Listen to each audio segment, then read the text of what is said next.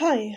Um, I just want to pop in and was thinking about, what I could put on here about me having a kidney transplant and just thinking that there might be somebody out there who would like to know like who's going who's going through this whole thing of needing an organ transplant, whether or even, maybe somebody can help me out in telling their story, or at least share some details of what I might have missed because it was, almost 29 years ago since I had one, so things might have changed. Um, I remember the doctors telling me and my mom that just grab your basics, you know, which usually is soap, but you really don't need it because they have soap there. You don't really need a toothbrush or toothpaste because they will have it there. But like if you want to, be more home, your stuff, be able to be more comfortable, definitely grab the things that you're gonna want. That was my phone. Um, like like body wash, a favorite towel. You don't really need it, or a favorite blanket. That'd be the best. Or like since I do a lot with music and I love music, my headset was my number one CD player. Some CDs, um, just be able to listen to something during the time you're waiting for the surgeon, as well as, after your surgery, definitely. Um, but also, like, uh, one thing I wasn't told that I probably would have liked was slippers. Your favorite pair of slippers, and instead of always wearing the the hospital slippers that they have with the well, more like socks. But if you're going to wear your slippers, make sure that they are actually a little loose on you, because after during the time you have surgery and afterwards, you have a lot of fluid in you. And I remember my feet were really swollen and hurting. So you're definitely going to have to bring, your own slippers, which would be nice because, it's comfortable. It's, um, trying to think of what else. Um, Also, if you want to write to your transplant recipient, family, or the person who's giving you your kidney, bring a notebook or a card and a couple pens and tissues. Because during that time, it's very hard. You've gotten this gift from somebody who pretty much, who passed away, and the family gave you the organ, which it's life changing and life saving. Um, Also, you're going to go through a lot of your meds. Um, you pretty much, when I had my kidney transplant, I had to remember what meds were what, how the dosage is. I also remember doing my weight, which I still do, my temperature, and my blood pressure. Um, because gotta make sure your kidney is still running and very, very healthy. Um,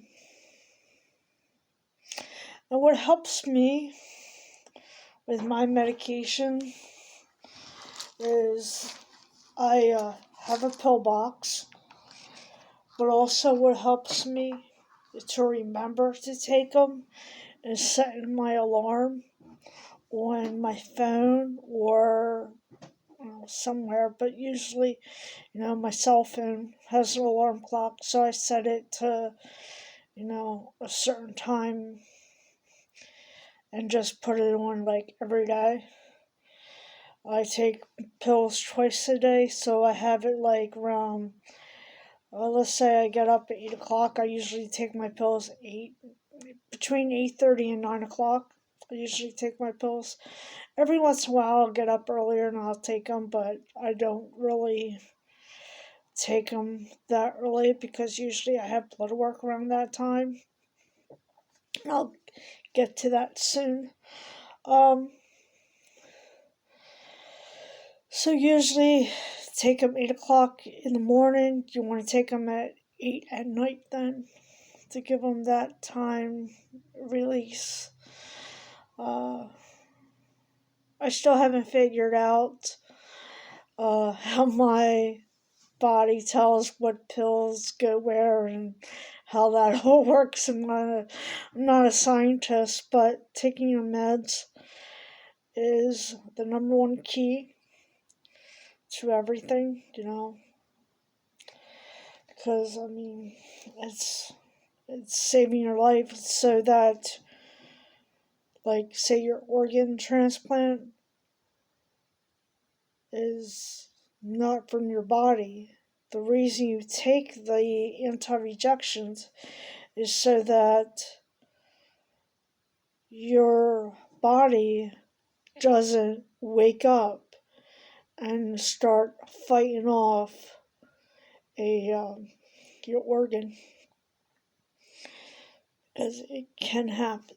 It has happened, but luckily not to me. But I know some friends who had an organ transplant, specifically kidney, and as soon as like months go by, or even the next day, it can be years before, but still a rejection is a rejection. So for you to take your meds very, very seriously, it's a life or death matter. If you don't take them, suspect that your kidney will notice. Not always fail, but later down the road, if you continue to not take your meds, you could go into kidney failure or organ failure or, whatever. That's a scary road. A lot of people have asked me, since you got a kidney transplant, does your body act differently? Have you noticed if your organ transplant? Have you noticed if you know notice some changes, like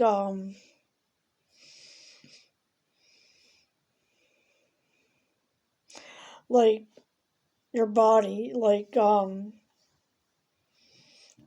can you tell what is you and what is your donor?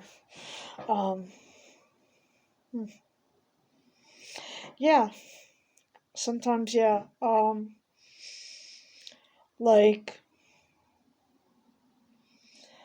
I'm not a big sweet fan or,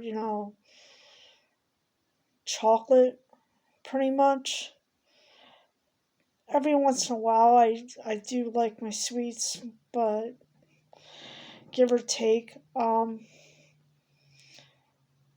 But before I had my transplant, oh yeah, I like sweets a whole lot. Um, yeah, especially Reese's peanut butter cups. It's still my favorite, but I don't need it. I don't want it half the time. But yeah, it used to be my big thing. And there's some other characteristics that I've picked up since I had my transplant. Uh, like sometimes I can, I don't know. It's just really weird. Like I can pick up on other people's vibes, conversations, and I don't even know them like that. But like when I first had my kidney transplant, I think I was 21 at the time. I went to Governor Casey's mansion. This was when the dad had his liver transplant, and you know, not Governor Casey's son, but the dad had the liver transplant, and he was giving plaques to people who had given their family members organs to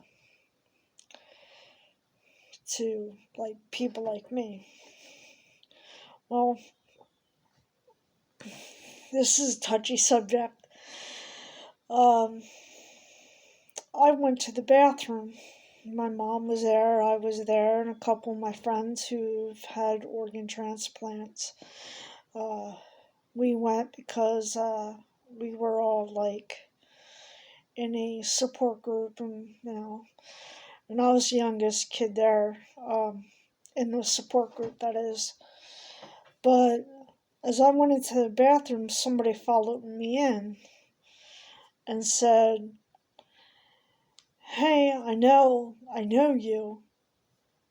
You have my husband's kidney." I bawled. I didn't know that from any. I didn't know him personally, but I started refusely crying, like I couldn't control my emotions at all. Um, yeah, that was a very hard day, but I I left. My mom left with me, of course, and I just couldn't take it. I don't know the person. Um, they might be watching me now. Um, I mean, this was May 29th, 1994, when I had my kidney transplant. Um, so probably it was summertime of probably 97, 96, 97.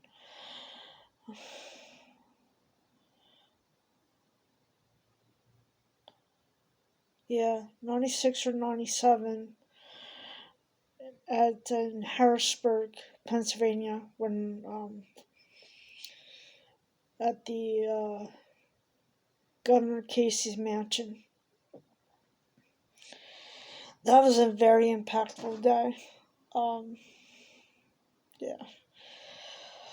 But anyway, there are signs so many signs of organ of organ failure that I still have to watch out for, and I will. This is a lifelong thing. This isn't like, oh well, you had 29, 30 years. You shouldn't have to watch out for your organ transplant. Dead wrong. Dead wrong. I take my meds. I watch my weight. I know I'm a big guy, but there's,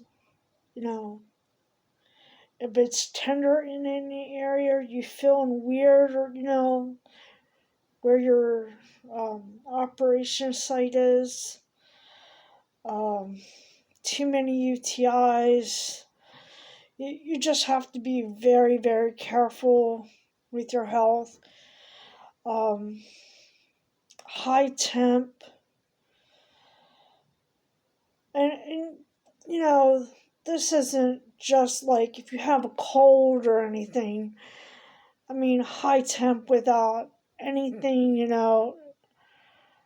without you're feeling good, but you still have a high temp.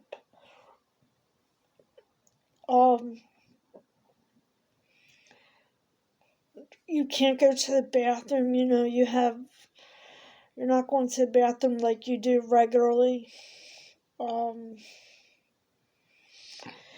I go to blood work. I get my blood taken every 4 to 5 months, sometimes more, depending on the doctor. But I see my transplant doctor once a year, and I see my other kidney doctor every 4 to 5 months. And I see my family doctor seems like every month, or at least every 2 to 3 months, because he wants to, make sure everything else is okay too, because I take other meds, other than, psych meds and kidney meds. I also take